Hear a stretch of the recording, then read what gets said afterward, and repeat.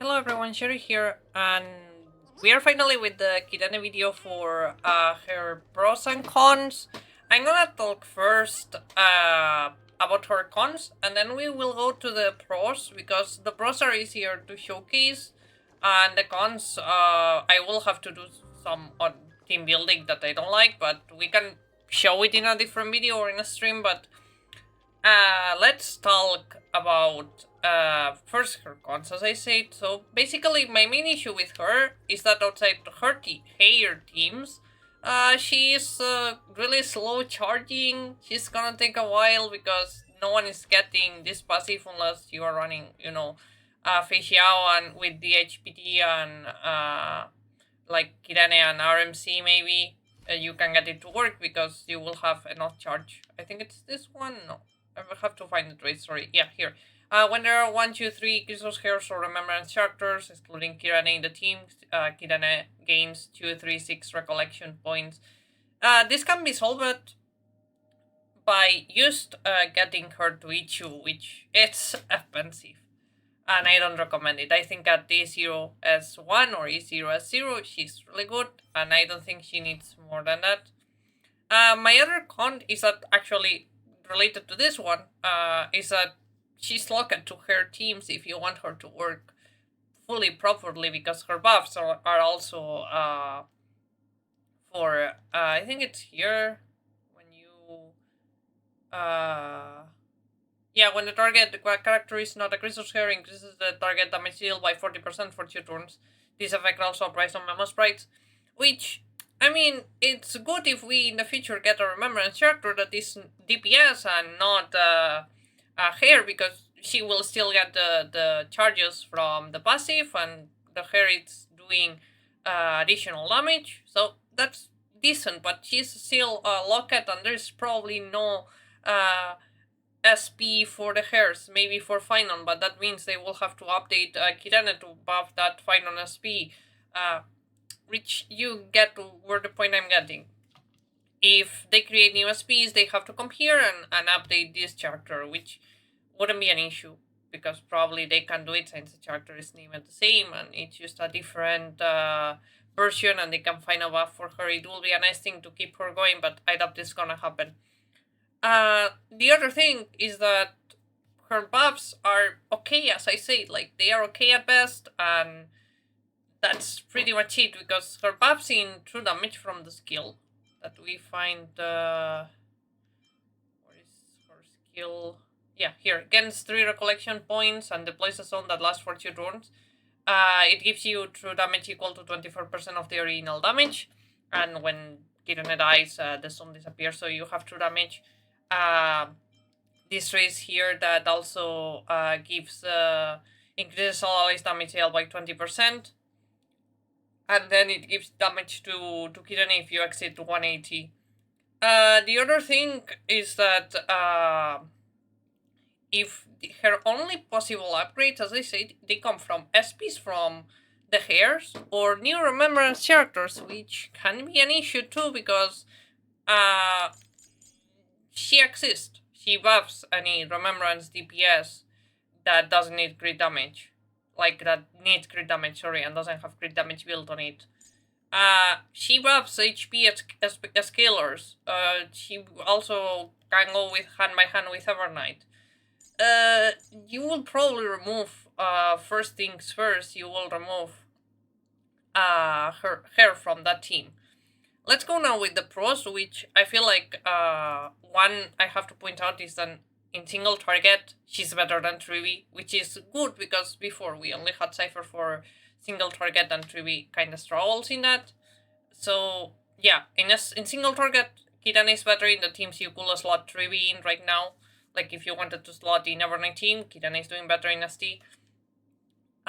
If you have high invested teams like my case, where my teams for Evernight or Aglaya, who is here, are high invested,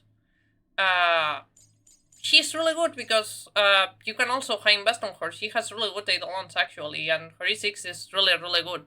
So if you wanted to high invest on her, she's really good at that. As I said, he opens a slot, like he opens a slot for 3v2 to other team. If you main Herta and Evernight, now your 3v can go to Herta and you can get your Kirane for Evernight or your Kirane for Aglaea, or for example, if you run phainon and Aglaea, you can send your Sunday to phainon and your Kirane to Aglaea, and it works really well. I'm gonna show it soon. And the other thing, and the last one, she's a really good support for her teams, and her teams have no issue charging her. And I want to showcase that because she's honestly really, really good at that. I want to go to MOC with Aglaea because I feel like it showcases better there. We could go Aquila too, but my Evernight is gonna just run the first phase of Aquila, so we are gonna be... I'm gonna do it without controller for a second. We are gonna be doing this in a second. Not, sorry. We are gonna be doing this. And Sunday goes to that team. I want to show it with the full hair teams. You can run Sunday. I actually cleared it with Sunday in... normally I can show it at the end of this. But let's show it here. You just need a different build. And this one I want my E2 hyacine to shine a bit. So we are doing that.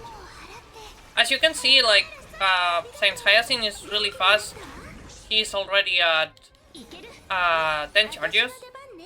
And here we can do this. We have to attack here. Now Mem advances Agi again. Can heal. And we will have to auto sometimes with... we will have to auto sometimes with RMC. But if you control your pushes, it's really easy to get it going. So yeah, now here we get this. And as you can see, 19 charges. We attack here in the middle because we want the energy. Now, here. And now, since hyacine is acting here, we can do this for the energy. And we count. It's gonna put Mem anyways. So the most important part here, it's gonna do the buff to Aglaea. And now press ultimate in Aglaea. So it goes before Mem, and we have the push for... that comes from Mem. And we can ult again with Kirene for put it into Aglaea. And also put the hyacine one. Since it's the one Kirene, she's gonna be attacking more obviously. Now she's at 10 and she's gonna be at 12. We can ult again. But no need. Now we are gonna be too fast. And I messed it up here. I shouldn't... oh, whatever. It's fine. It's fine. Yeah, as you can see, we are way too fast.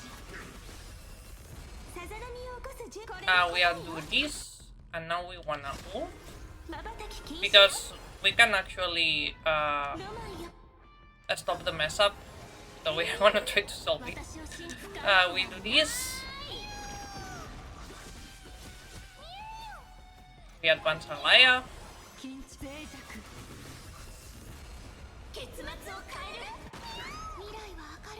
And we are gonna have to buff RMC in the next ultimate. To remember. No, this is fine. It will be fine if Agi gets hit once. Now it's just a matter of killing the...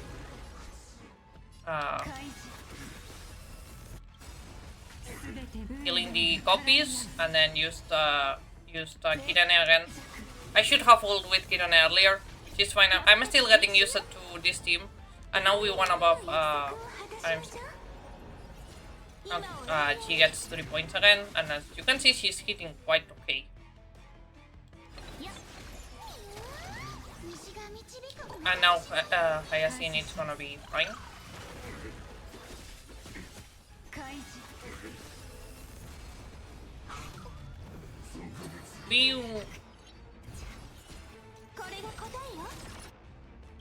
We We want this because we need to buff Alaya again. And now it's gonna do the attack. E1 it's where I think you can end well. I feel it's where she's really good.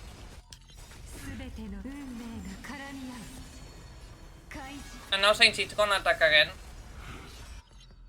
we use weight. And Hyacine should get a mate now. Which will give another charge to Cyrene, which we can just give to Alaya again. As you can see, it's not really hard to play and it's really fun. I think she's one of the best characters for fun. I just think what they did with the marketing and such, I don't like the bow. Like, I have to be fully honest, that's another issue I have, but that's different. But yeah, the good thing is that her buff for Aglaia is so good, her buff for Midi is so good, her buff for RMC is good, Hyacine gets a buff directly, you don't even need to target her, which is really broken. And now we can auto, and if we don't kill, we are gonna end it then with her ultimate, which I think it's cool. So yeah, at someone cycle, it probably can just be better. Just probably with hyperspeed Alaya and such, it can be done. Honestly, she's really good. I love her, but I have my issues with her. That is that the moment the hairs fall, she falls with them because she only supports them. So yeah, that's pretty much gonna be it for the video. I will put the pros and cons probably into screen before like talking about them and or while I'm talking about them. I will see how I do it into the video. You probably already saw it. So yeah, I hope you enjoyed this video and we will see each other with more Cyrene videos. And as I said, before I end the video, let me show the... This is the only one thing about controller. The clear here, you have it there. I cleared with Sandy into the team. It's fine, you can use Sandy perfectly and you will clear. And it's just fun. I use, as I said, I have my issues. The bow is an issue because like 20k on Rick Shards bow. But anyways, at some point I will do more videos about her. There will be some streams because I want to play Currency Wars into stream and put my opinion into the mode into a video too. So yeah, that's gonna be it for this video. I hope you enjoyed it and we will see each other in the next one. Bye bye!